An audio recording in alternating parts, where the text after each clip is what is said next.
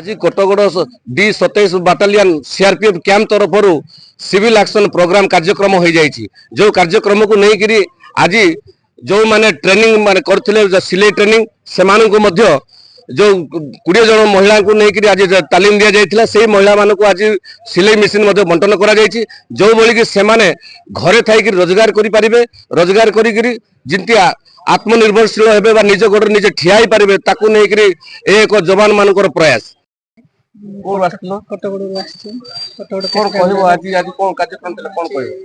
एसीआरपी समस्त धन्यवाद जनइबे हमको गोटे एमती सुजोग देथारु प्रथमे थैंक यू। एते असहाय हमको साहाय्य करचंती।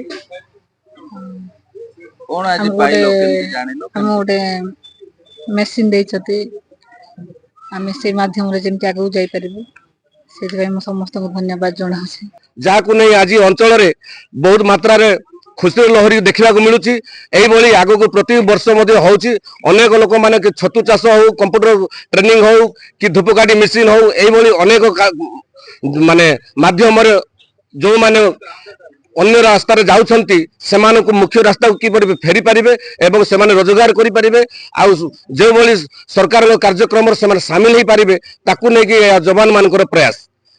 वर्तमान आम कोटगड़ सीआरपी कैंप रु रसाल डंगरिया MBC TV।